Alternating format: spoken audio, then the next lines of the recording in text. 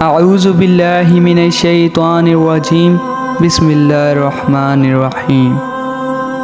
دنیا کی تاریخ میں اللہ تبارک و تعالیٰ نے دو ایسی قومیں پیدا فرمائی ہیں جو دنیا کی سب سے طاقتور اور لمبے قد والی قومیں تھیں۔ ان جیسی قوموں کو اللہ تبارک و تعالیٰ نے دوبارہ پیدا ہی نہیں کی۔ ان کی طاقت کا کوئی مقابلہ نہیں کر سکتا تھا اور ان کے قد اونچے اونچے پہاڑوں کی طرح تھے۔ ان دونوں قوموں میں سے جو پہلی قوم جو اللہ تبارک و تعالیٰ نے پیدا فرمائی اس کو قوم عاد، اور دوسری قوم جو اس قوم کے 100 سال بعد وجود میں آئی اسے قوم سمود کہا جاتا ہے۔ قوم سمود قوم عاد میں سے تھی۔ ان کے بعد اللہ تبارک و تعالیٰ نے اس نسل کو ختم کر دیا اور دوبارہ ان جیسے انسان پیدا ہی نہیں کیے۔ پیارے دوستو، آج کی اس ویڈیو میں بات کریں گے قوم عاد کے بارے میں، جو دنیا کے سب سے پہلی طاقتور قوم تھی، جن کی طرف اللہ تبارک و تعالیٰ نے اپنے پیارے پیغمبر حضرت ہود علیہ السلام کو بھیجا تھا۔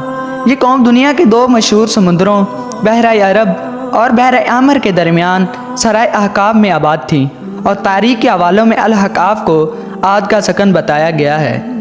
پیارے دوستو، احقاف کا یہ علاقہ کبھی بہت ہی شان و شوکت والا اور سبز و شاداب ہوا کرتا تھا، لیکن آج کے دور میں یہ ایسا صحرا بن چکا ہے کہ بڑے بڑے نامور وہاں پر قدم رکھنے سے ڈرتے ہیں۔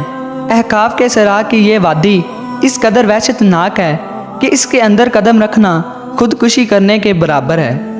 پیارے دوستو، صحرا کے اندر قوم عاد آباد تھی۔ اس صحرا کے اندر آج بلند ریت کے ٹیلے ہیں۔ اگر کوئی چیز اس میں گر جائے تو وہ لمحوں کے اندر غرق ہو جاتی ہے۔ بے شک احقاف کا یہ صحرا اللہ تبارک و تعالیٰ کے عذاب کی ایک بہت بڑی نشانی ہے۔ کسی زمانے میں علاقہ سرسبز و شاداب ہوا کرتا تھا۔ یہاں پر باغات، ٹھنڈے پانی کے چشمے، آبشارت اور بلند و بالا عمارتیں ہوا کرتی تھی اور خوبصورت محلات ہوا کرتے تھے۔ اس علاقے میں اس وقت کی دنیا کی سب سے طاقتور قوم یعنی قوم عاد آباد تھی۔ یہ لوگ انتہائی طاقتور اور مالدار تھے۔ یہ قوم اتنی طاقتور اور تھی کہ بڑے بڑے پہاڑوں کو تراش کر ان کے اندر اپنے محلات اور گھر بناتے تھے۔ تاریخ کی کتابوں میں ان کا قد 40 ہاتھ بتایا گیا ہے اور ان کے اوسط عمر 900 سے 1000 سال تھی۔ ان جیسے لوگ اللہ تبارک و تعالیٰ نے دوبارہ پیدا ہی نہیں کیے۔ یہ ایسی قوم تھی جن کو کوئی بیماری نہیں لگتی تھی، اور نہ ہی یہ لوگ بوڑھے ہوتے تھے، اور نہ ہی ان کے ہاتھ پاؤں کمزور ہوتے تھے، اور نہ ہی ان کی نظر کمزور ہوتی تھی۔ یہ 900 سے 1000 سال کی عمر میں ہمیشہ نوجوان اور تندرست رہتے تھے۔ یہ وہ خوبی تھی جس کی وجہ سے یہ قوم بہت زیادہ پھیل گئی اور دنیا کی سپر پاور قوم بن گئی۔ جس طرح اللہ تبارک و تعالیٰ نے قرآن پاک میں ارشاد فرماتا ہے کہ ان جیسی قوم اور ملکوں میں پیدا ہی نہیں کی۔ حضرت ہود علیہ السلام کو یاد کرو جس نے اپنی قوم کو احکام میں ڈرایا۔ پیارے دوستو، قوم عاد کے 13 قبیلے تھے، جس طرح علامہ جلال الدین سیوطی رحمۃ اللہ علیہ فرماتے ہیں، اور قوم عاد وہی قوم تھی جس نے طوفان نوح کے بعد سب سے پہلے بت پرستی شروع کی اور شرک کی بنیاد رکھی۔ بت پرستی میں پڑنے کے بعد اس قوم نے کفر و شرک کی حدیں پار کرنا شروع کر دی۔ اس قوم نے اللہ تبارک و تعالیٰ کی وحدانیت کو چھوڑ کر کفروں کو اپنا خدا بنا لیا اور ان کو پوجا کرنے لگے، اور گمراہی، جہالت، بے حیائی، جھوٹ اور زنا جیسے گناہوں میں ڈوب گئے۔ اس قوم کے لوگ اتنے وحشت ناک تھے، جب یہ لوگ کسی غیر عورت کو دیکھ لیتے تو اس کے ساتھ زنا کرتے، یہاں تک کہ اسے ہلاک کر دیتے۔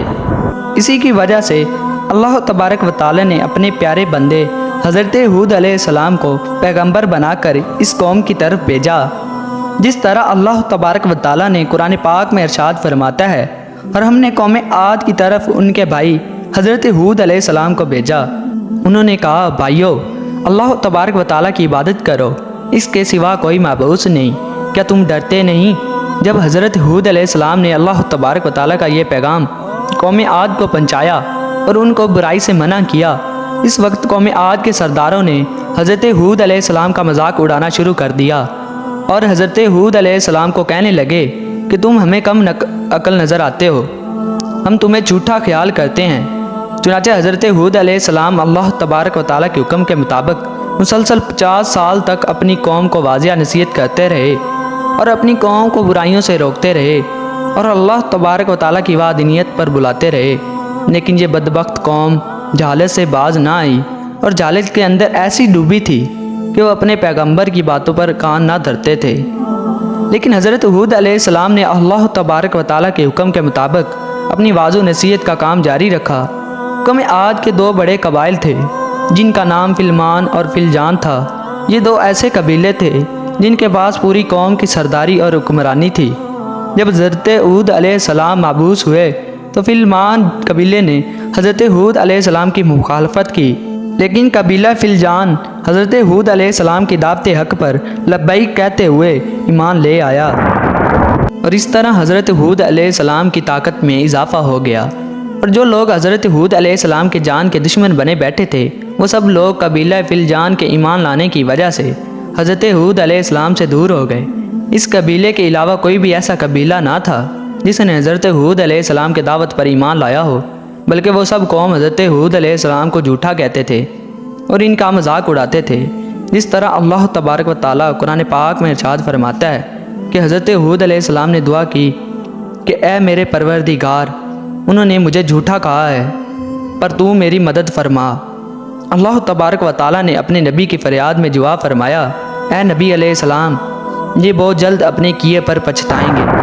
حضرت ہود علیہ السلام کے بار بار سمجھانے کے باوجود جب یہ قوم ایمان نہ لائی اور اپنے گناہوں میں اس طرح مبتلا رہی اور بتوں کی پوجا کرتے رہے اور زناکاری کے اندر مبتلا رہے، تو اس وقت حضرت ہود علیہ السلام نے اللہ تبارک و تعالیٰ کے بارگاہ میں دعا کی کہ اے اللہ تبارک و تعالیٰ، اس پر دردناک عذاب نازل فرما۔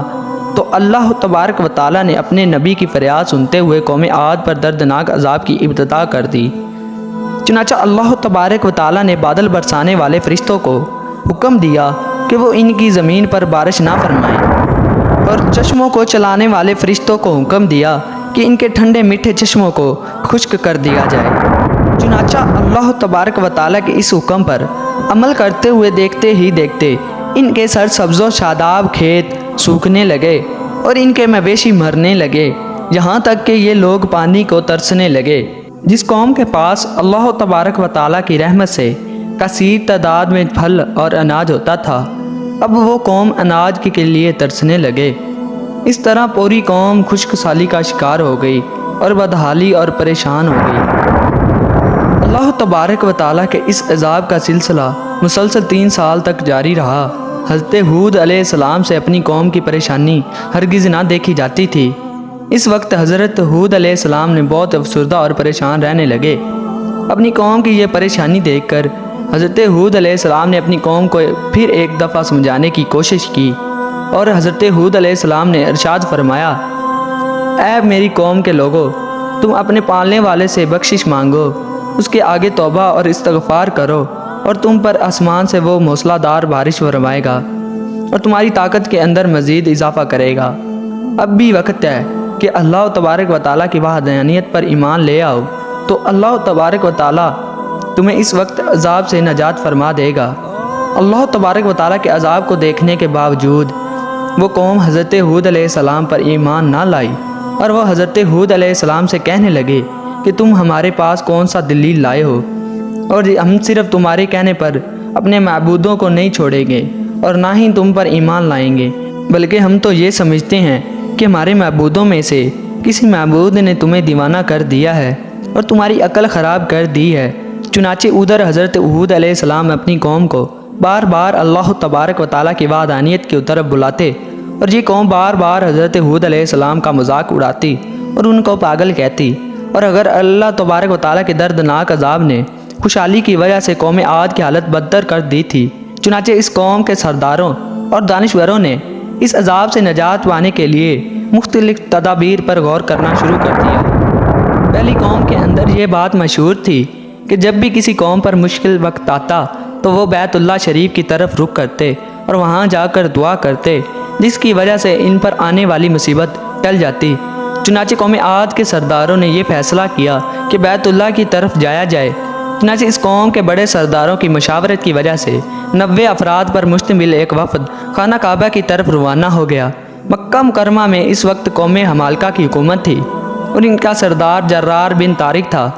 روایات میں آتا ہے کہ جرار بن طارق کی بیوی قوم عاد میں سے تھی، اس لیے جیسے ہی قوم عاد کا وفد مکہ مکرمہ میں پہنچا تو جرار اور ان کی بیوی نے ان کی بہت خدمت کی اور بہت شان و شوکت کے ساتھ ان کا استقبال کیا۔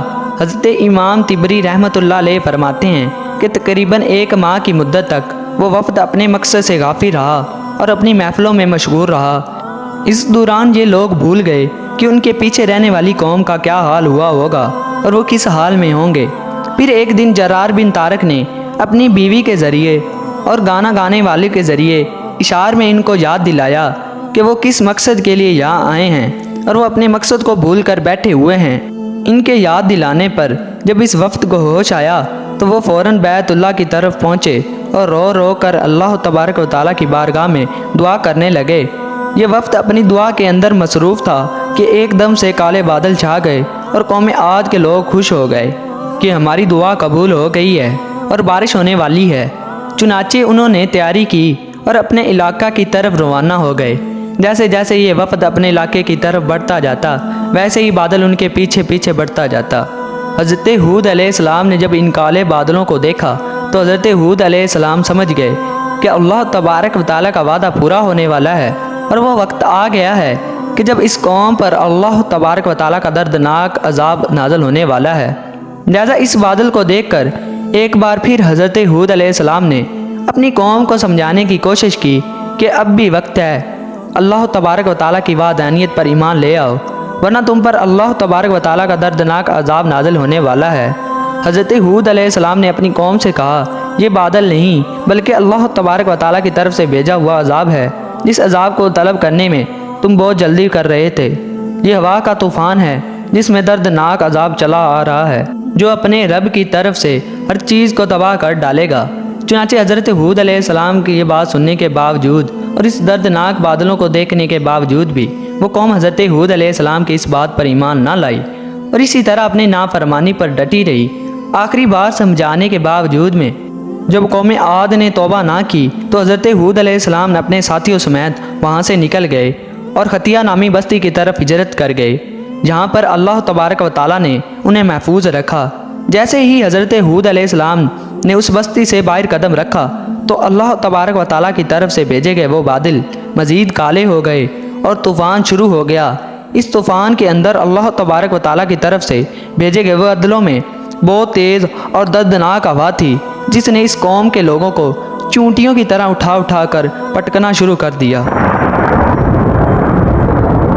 اور اس قوم کے نافرمان لوگ مرنا شروع ہو گئے۔ اللہ تبارک و تعالیٰ کا یہ دردناک عذاب 7 راتوں اور 8 دنوں تک مسلسل جاری رہا۔ اللہ تبارک و تعالیٰ کے اس دردناک طوفان نے قوم عاد کے نافرمانوں میں سے کسی کو نہ چھوڑا۔ ان کے بڑے بڑے گھر، محلات اور قبیلے فنا کر دیے، یہاں تک کہ احقاف کا سارا علاقہ ایک صحرا کے اندر تبدیل ہو گیا اور ہر طرف جنگی میدان ریگستان ہی رہ گیا۔ اور اسی طرح اللہ تبارک و تعالیٰ نے اس قوم پر اس طرح اپنا عذاب نازل فرمایا اور اس دنیا کے سب سے طاقتور قوم عاد کو اس دنیا سے مٹا دیا۔ Thanks for watching. اللہ حافظ۔